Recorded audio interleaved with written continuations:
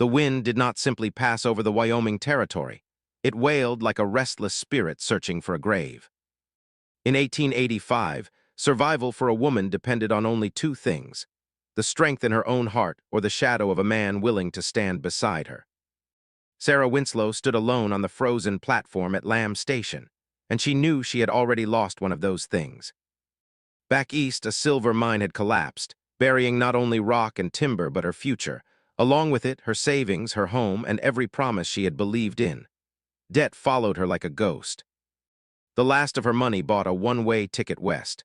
Now she had nothing but a small trunk, thin shoes, and fingers so numb they barely obeyed her. And him, they called him Ragged Caleb. He stood apart from the others, as though the town itself had rejected him. Animal hides and worn wool hung from his broad frame, stitched and restitched until the fabric looked more patch than cloth. Snow clung stubbornly to his boots. His beard, thick and wild, was the color of chestnut bark. He looked less like a man and more like something carved from earth and granite, a figure shaped by wind and hardship. The train whistle shrieked like a funeral hymn as it pulled away, leaving Sarah behind in a cloud of steam and smoke. The sky above the station was bruised and heavy. Winter was not approaching.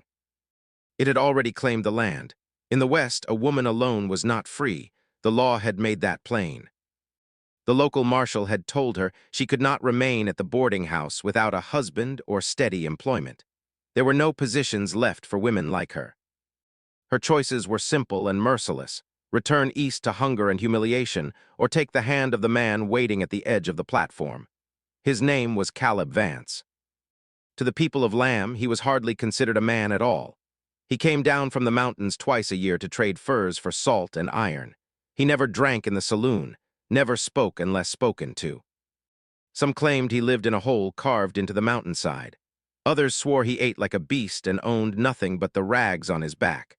But when Sarah looked into his eyes, she saw no cruelty.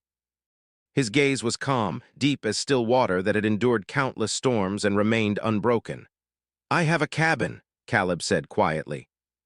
His voice was low and steady, like distant thunder rolling across the hills. "It's far, the walk is hard, but you'll be safe. You'll be respected." Sarah glanced at her thin shoes, then toward the jagged spine of the Wind River Range rising like dark teeth against the horizon. She knew nothing of mountains. She knew hunger. Cold, loss, and she knew she could not survive alone. There was no threat in him, only strength. The kind she no longer possessed by herself. With trembling fingers, she placed her hand in his. The circuit judge performed the ceremony in less than 5 minutes. No flowers, no music, no witnesses beyond a bored clerk and the whisper of wind beneath the door. Two strangers binding their lives together so they would not freeze in solitude. When it was done, Sarah Winslow ceased to exist in the eyes of the law. In her place stood Sarah Vance, a wife. As the sun sank behind the mountains, Caleb lifted her heavy trunk onto his shoulders as though it weighed nothing at all. He did not turn toward the road leading back into town. Instead, he pointed toward the highest ridge, the one townsfolk insisted no sensible man should attempt. "The path is narrow," Caleb said softly. "Follow my tracks." "Don't look back." They left the road and stepped into the dark timber. The last lights of Lamb disappeared behind them. A shiver passed through Sarah that had nothing to do with the cold. She was not merely leaving town. She was vanishing from the world. The forest swallowed them whole. The air carried the scent of damp earth and ancient sap. Towering pines stitched the sky shut above their heads. For long stretches, the only sound was the steady crunch of Caleb's boots breaking the frozen ground. Sarah followed, her breath rising in pale clouds. The silence pressed in on her ears, no bells, no voices, only the vast and watchful quiet of the mountains. Caleb moved with surprising grace. For a man of his size, his steps were light, deliberate. Every few minutes he paused, tilting his head slightly as if listening to something she could not hear, reading the mountain like a book written in wind and snow. "Wait," he whispered. Her heart lurched. She braced for danger. Instead, Caleb knelt beside a narrow stream sealed with a thin skin of ice. He broke it carefully with his boot and filled a small wooden cup. "Drink," he said. "The high air steals your strength if you let it." She drank, the water so cold it burned. Her fingers brushed against his hands scarred, rough, hardened by years of survival, yet astonishingly gentle. As he stood and looked toward the peaks, she realized something that unsettled her more than fear. He was not enduring this wilderness. He belonged to it. The higher they climbed, the more treacherous the path became. Packed dirt gave way to slick stone. Narrow ledges carved along steep drops tested her courage. Fear tightened in her chest until it felt difficult to breathe. She had thought him poor. But here his knowledge was wealth beyond measure. By dusk, the wind shifted. It carried a new scent, sharp and clean, snow, and the mountains, silent and vast, seemed to be waiting. Caleb stopped beneath a massive rock overhang where the wind could not quite reach them. "We stop here," he said. Sarah turned in a slow circle. There was no cabin, no chimney smoke, no sign of shelter, only cold stone and gathering darkness. "Where is your home?" she asked, her voice trembling despite her effort to steady it. Caleb glanced toward the peaks. "The mountain has other plans tonight." He moved quickly, scanning the ground with practiced eyes. He gathered fallen branches, dry needles tucked beneath rocks, brittle moss protected from the frost. From his coat he drew flint and steel. Sparks leapt. He coaxed them patiently, feeding them breath and tinder until a small flame bloomed against the stone. Soon firelight flickered across his face, softening the hard lines carved there by wind and years. "The mountain speaks," he said quietly. "If you listen, she lets you stay." He handed Sarah a strip of willow bark. "Chew, it will ease the ache in your head." She obeyed, watching him as he worked, every movement precise, thoughtful. There was nothing wild or careless about him. This was no brute from the hills. This was a man who understood patience, balance, survival. A man who had learned what the town had never cared to know. "Why do they call you Ragged Caleb?" she asked. He fed another branch to the fire. "They see the clothes," he said simply, "not the man." The flames eventually shrank to glowing embers. The cold deepened. Caleb stood studying the black outline of the ridge above. "Rest," he told her. "Tomorrow we climb higher." Morning did not bring sunlight. It brought a steel-gray sky and a wind that sliced through wool and hide alike. Caleb woke her before dawn. "The pass is close," he said, raising his voice over the rising gale. "If we reach the far side, we live. If not, the snow buries us." They climbed hard. The trees grew stunted and twisted as the air thinned. Ice stung Sarah's cheeks like needles. Snow came sideways, erasing the world behind them. The path vanished beneath white. She slipped. Before gravity could claim her, Caleb caught her arm and dragged her into a narrow break between two boulders. The wind screamed past them like a living thing. He wrapped her in his heavy buffalo hide and pulled her close. "Body heat," he said calmly. "That's what matters now." The storm raged around them. Snow hammered stone. Wind clawed at every exposed surface. Yet his voice remained steady as he spoke. Of stars hidden beyond the clouds, of directions found without sight, of the way ridgelines curved and told a story to those who knew how to read them. His words were educated, measured. Sarah pressed her cheek against his chest and listened to his heartbeat, strong and sure. For the first time in years, she felt safe. When at last the wind began to weaken, silence followed, heavy and strange. As she shifted, something slipped from inside Caleb's coat and fell against the pale snow. It caught the faint light. Gold. Sarah lifted it carefully, a delicate locket, finely made. Inside was a painted portrait of a woman dressed in Eastern silk, her expression refined and proud. Opposite it lay an etched drawing, not of a cabin, but of a grand structure of stone and glass. Caleb's hand closed gently over hers. "That life is gone," he said. "You are not what they say," Sarah whispered. He stood as the clouds began to tear apart overhead. The storm fractured. Sunlight burst across the peaks, turning the world into blinding white fire. "Come," he said softly. "It's time you see why I brought you." They climbed above the cloud line. The air changed, growing warmer, softer, impossibly mild. Caleb led her along a cliff face that seemed impassable. Then he reached forward and pulled aside frost-covered branches. Stone steps emerged, carved directly into the mountain. Sarah's heart pounded as they climbed. The narrow passage opened suddenly. Before them lay a hidden valley, glowing green and alive, sheltered from the wind by towering ridges. Steam rose from clear pools scattered among the rocks. The air smelled of warmth and earth rather than ice. "This is where the mountain keeps her secrets," Caleb said. As the mist thinned, Sarah saw it. A massive structure of cedar and quartz rose from the stone itself, catching the sunlight like something imagined rather than built. Her breath failed her.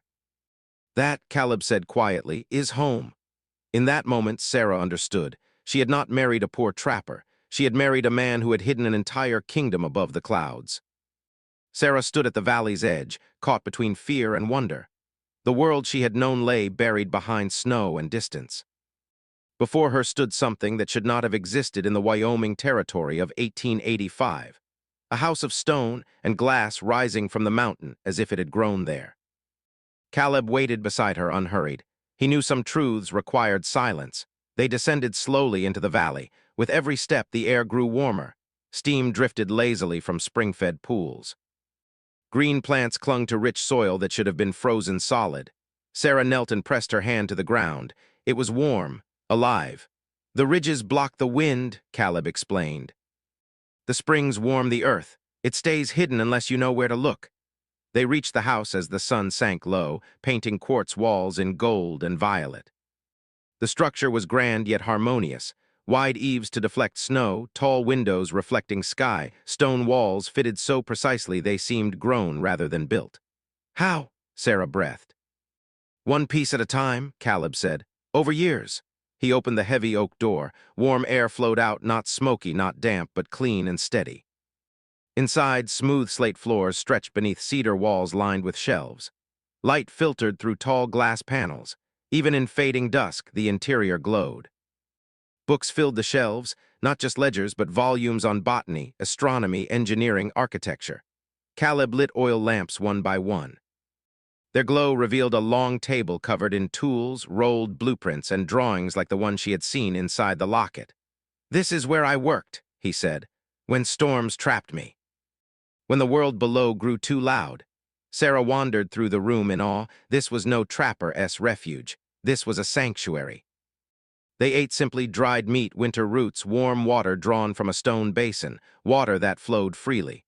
"The spring sits higher," Caleb explained. "The pressure does the work." That night, Sarah slept in a real bed wrapped in clean wool. Beyond the ridges, the storm raged, but here, the valley breathed in calm defiance. Morning brought quiet light. In the days that followed, Caleb showed her garden plots warmed by hidden channels, storage rooms filled with carefully preserved food. Tools arranged with deliberate order. "You plan for everything," she said. "I plan to survive," he replied. Living comes later. As winter deepened beyond the ridges, Sarah learned the valley's rhythm. Caleb taught her which plants healed and which harmed, how to read clouds even when the sun was hidden, how to hear warning inside silence. In return, she brought order to his scattered journals and papers. She sorted his drawings, labeled his designs, preserved his work in careful script. One evening, as snow pressed thick against the windows, she asked the question that had waited between them. "Who were you before this?" Caleb stood by the hearth for a long time. Finally, he placed the gold locket on the table. "My name was Julian Vance," he said. "I was an architect in New York." He spoke of iron frames and rising towers, of wealth and applause. Of a wife who weakened as the city grew stronger, of smoke-choked air and loss that could not be redesigned or repaired. "I came west to forget," he said quietly. "But the mountain does not let you forget. It strips you down until only truth remains." Sarah reached across the table and took his hand. "You didn't run," she said. "You built something better." Outside, winter closed around the Wind River Range like a clenched fist. Storm after storm buried the towns below. Hunger crept into cabins. The world believed ragged Caleb had vanished into the cold. But above the clouds, in a valley guarded by stone and steam, life endured. Each morning, Caleb tended the water channels and garden beds. Sarah harvested winter greens and preserved roots. At night, she read aloud from poetry and histories while he sketched beside the hearth, his mind alive once more. The man the town had mocked, as ragged Caleb slowly faded. And in his place stood something stronger, not Julian Vance of New York, not the outcast of Lamb, but a man rebuilt by loss, by stone, and by love. Above the clouds, a new beginning had taken root. In his place stood a man who laughed softly, who spoke of bold ideas, who planned not merely for survival, but for a future. One evening, as snow pressed thick against the tall windows, Sarah stood in the library holding a stack of Caleb's journals. "These deserve more than hiding," she said gently. "One day the world should know what you built here." Caleb looked up from the hearth, firelight flickering in his eyes. "I didn't build this for the world," he replied. "I built it so one soul could breathe freely." Sarah stepped closer, the journals still in her hands. "Then let me be that soul," she whispered. With you, spring arrived late in the high country, but when it came tenderly. Snow softened into silver streams that sang over stone. New shoots pressed bravely through soil warmed by hidden springs. The valley awakened in waves of green and gold. Together, they expanded the house. A new wing rose from timber and carefully cut stone. Windows opened toward the eastern light. Caleb's sketches, once shaped by grief, now took form beneath Sarah's thoughtful planning. Where sorrow had once guided his hands, hope now steadied them.